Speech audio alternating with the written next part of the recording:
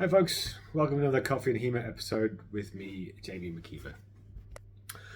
I'm going to do a few videos where I'm going to talk about some characteristics of particular systems, and for all of the next few videos I'm going to be talking about, I'll explain what the characteristic is, and I'm going to explain some kind of good and bad versions of it.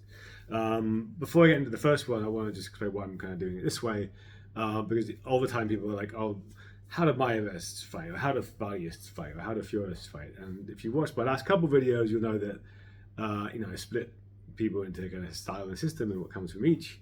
And I think for whoever opponent you've got, it's more interesting to think about what their style is rather than what system they're fencing. But there is a correlation. So, and really where that correlation comes out at is the kind of what tactics do they favor and how do they implement those tactics. So all of these videos are going to be looking at a tactic. For longsword, I'll be able to tell you what sort of system it comes from. For other weapons, I'm going to be talking about. I don't know the source material quite so well, and people tend to kind of mix and match a little bit more than they do for longsword. So it's a bit harder to do it for those, but I'll at least talk about a tactical framework. And I always talk about tactics because, for me, tactics is the first part of a system that you need to think about, not the techniques. So it's kind of the critical component. So what's the first one I want to talk about? I want to talk about something that comes up in Meyer. Okay, and this is advice that comes up in Meyer.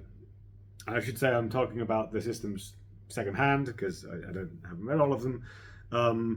But you see a lot of Meyer offenses following this idea, and the broad idea is that you never stay in guard. You never kind of rest in guard. So you're always kind of changing guard. You're moving through positions. You're kind of not sort of standing there static, right?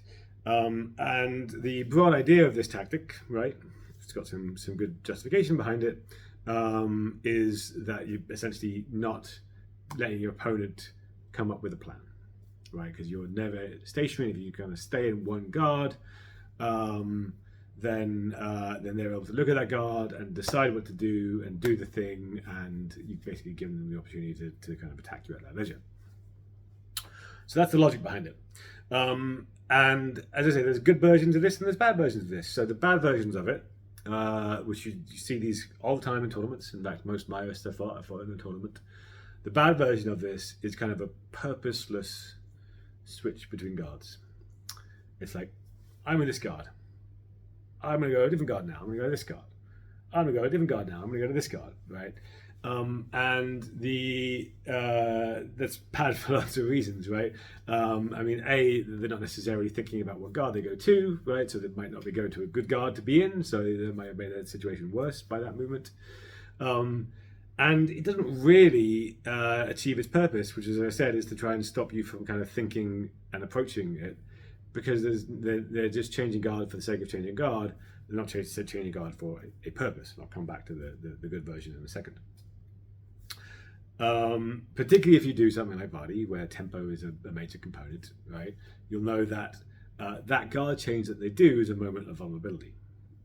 I'll talk about tempo specifically a bit later in a later video, but in being a moment of vulnerability, if there's nothing gained from it, all you've done is actually lose at things by giving them that window of opportunity to strike you, because in that moment while you're transitioning from one guard to another, you're not really ready to act.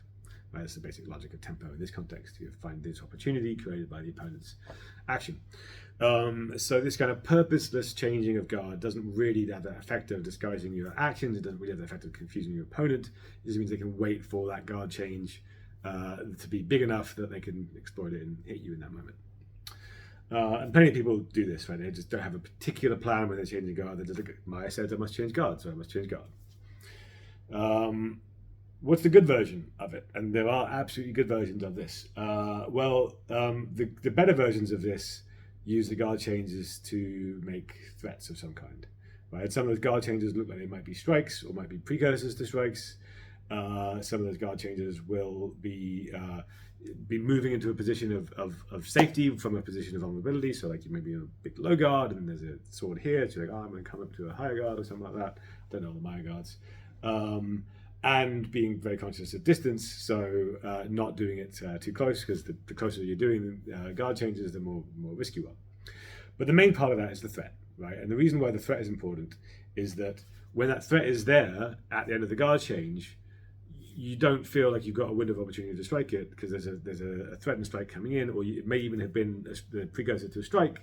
And a lot of the time, again, people who do this well will have a starting action that sometimes is just coming to a guard that threatens, and sometimes is coming to a guard that then converts into a strike, and it's very difficult to determine the difference between them.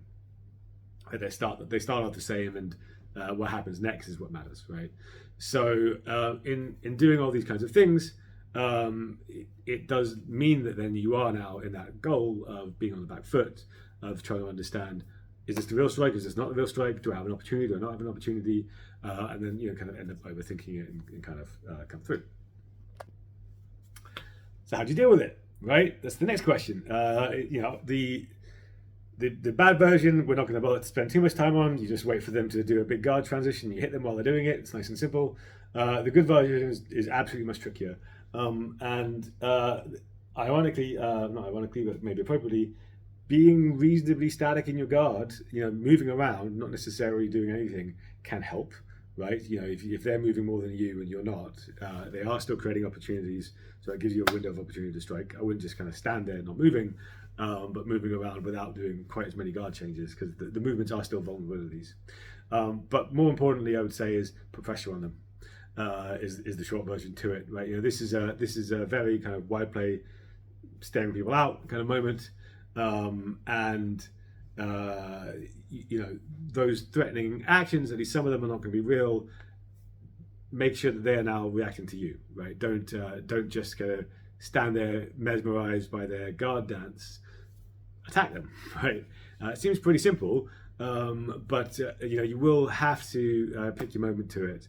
But even so, by basically attacking them, putting pressure on them, you're forcing them out of this kind of rhythm, this pattern of trying to confuse you, and now they're going to kind of go react to you. Because they are fluid in guard, because they're changing guard a lot, they're not necessarily on the best footing for kind of switching to defensive actions. So it does mean that you then got this kind of advantage in the attack by kind of catching them, hopefully off balance, not necessarily completely off balance, but not necessarily ready for kind of attacking as well. I think this is particularly true if they're also using many of the more open guards, although again the good version of this probably is using less open guards, because the very open guards, moving to them becomes very great opportunities this time to kind of strike someone. And ideally your attacks will be done in situations where they're either moving away from a position of threat, or moving into some kind of open guard and kind of a bigger action, but you're going to have to manage distance to do that well. I think that's about all I can tell you about this without showing some video, and I certainly haven't got time to troll through all my tournament footage to find some. So I'm going to keep on a few of these with some different concepts for my next couple of videos. So hopefully they're interesting and not completely useless without video to back it up. Thanks for watching.